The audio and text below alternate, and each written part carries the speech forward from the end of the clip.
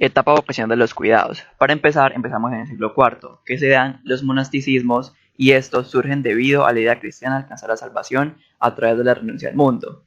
También se dan los monasterios, que dentro de sus dependencias tenían salas llamadas infirmarium o enfermerías, donde se cuidaban a los monjes enfermos. Ya el hospitalarium era para cuidar a los enfermos y viajeros. Empezamos la Edad Media y esta se divide en Alta Edad Media, que va del siglo V al siglo X. En este se da un dominio de la Iglesia sobre la sociedad. El Papa era la figura más poderosa del Occidente. En este también se da una época decadente que se dan invasiones y epidemias como peste, cólera y lepra. En este también se da una disminución de la población, la desaparición de la clase media y el pueblo se dividió en aristocracia, siervos y clero. También se da el feudalismo, monasticismo e islamismo.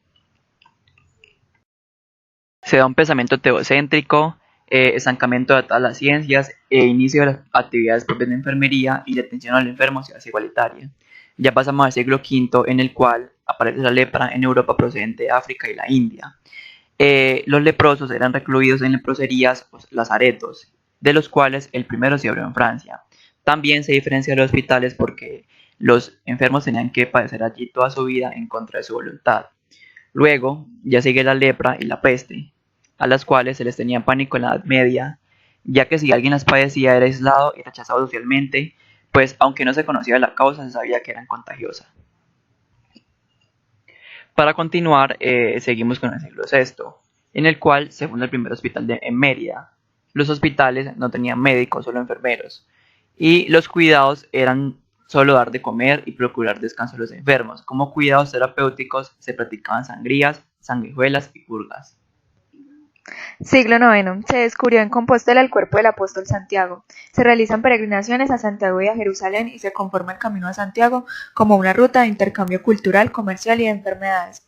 La primera red hospitalaria de la península con apoyo de los reyes. Habían 4 hospitales grandes en el mundo. Uno estaba en Santiago, los demás en Jerusalén, Roma y Roncesvalles.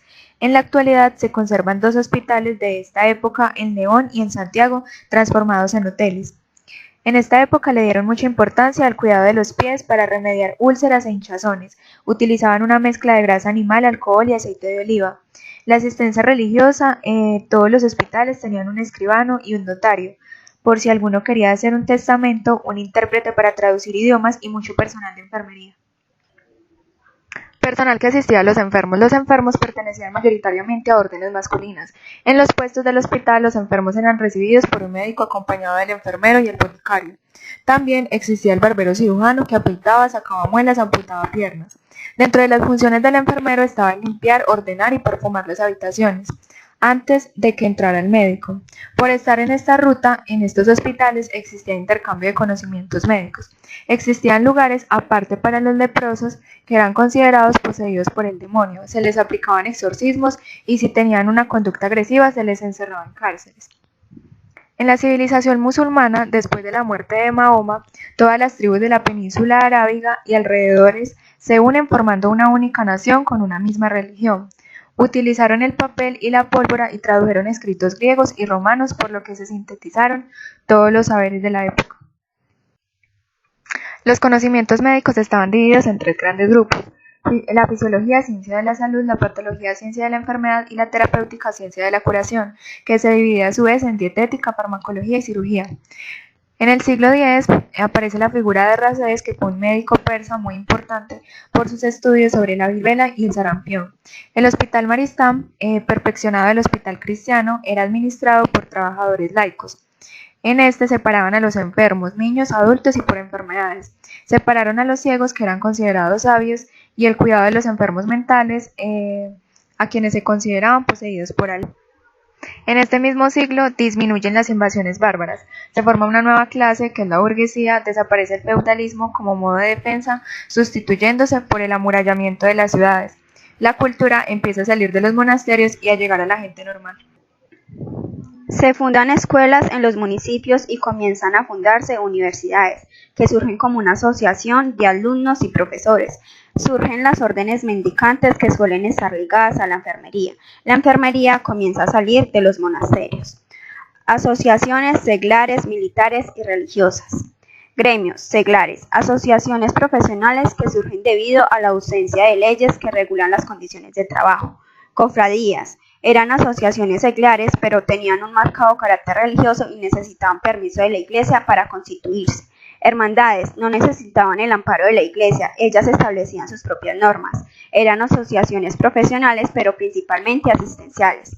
Organizaciones militares de enfermería. Estas expediciones militares se llamaron cruzadas y duraron unos 2 siglos. Surgieron las órdenes hospitalarias de enfermería, Orden de San Juan de Jerusalén, caballeros teutónicos franciscanos.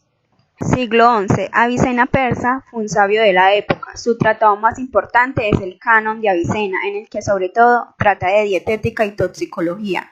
Fueron los primeros en construir manicomios, avices, subsidio de por vida por invalidez, madrazas, escuelas donde se estudiaba medicina y leyes.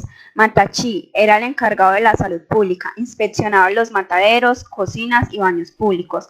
Hanman eran locales de baño y tenían una importancia social y religiosa, y también era importante la oración y la higiene corporal. La asistencia islámica fue enormemente cuidadosa con los enfermos. Habían 2 tipos de enfermeros, unos cuidaban el aspecto físico del enfermo y otros eran animadores, se dedicaban a entretenerlo con música y cuentos. Todos los hospitales fueron hospitales para pobres. Siglo XII. Surge la necesidad de una formación superior. Solo 2 instituciones son capaces de hacer frente al conocimiento y la educación, que son la Iglesia y la Corona.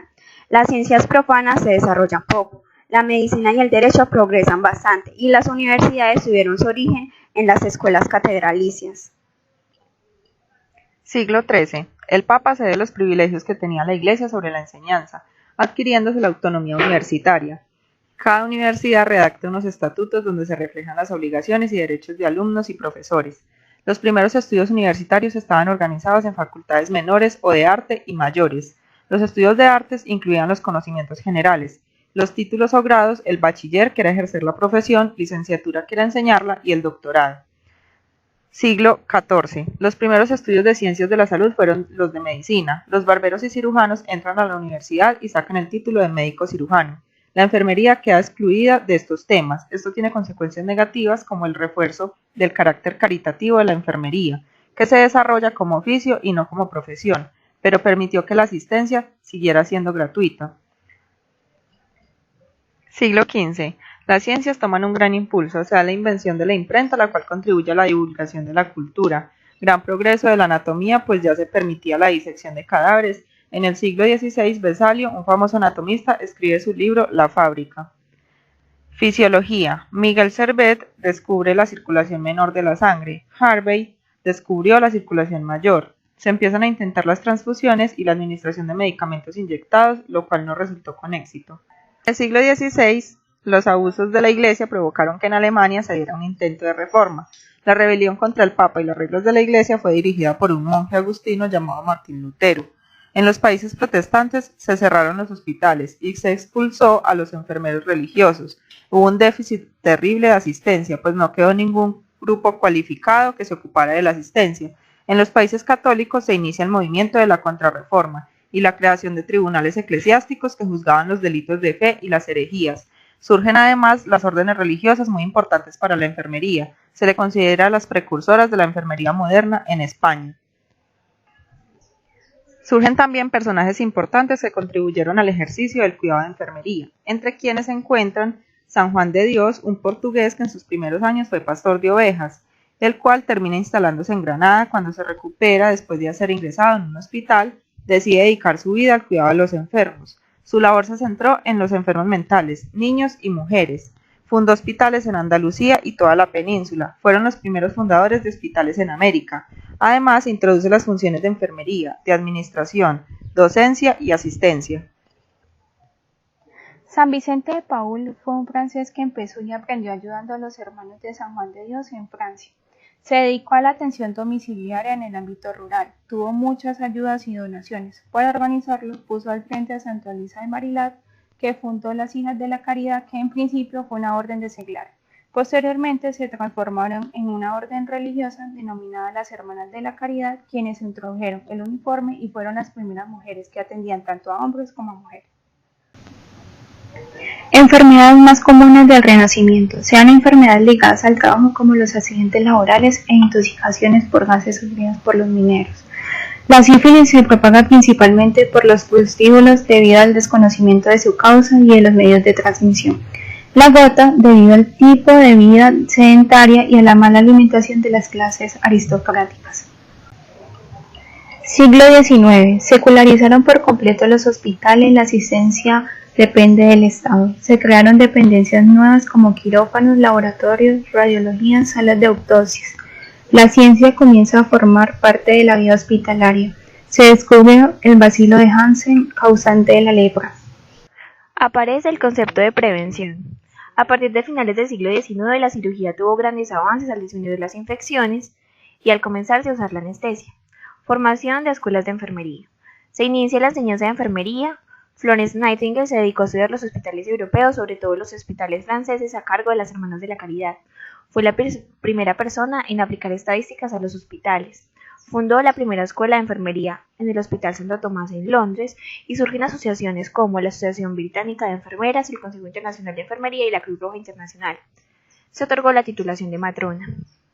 Se produce una tecnificación de los hospitales, expansión demográfica, secularización del sistema, desarrollo de la sociología, que es un factor integral del hombre.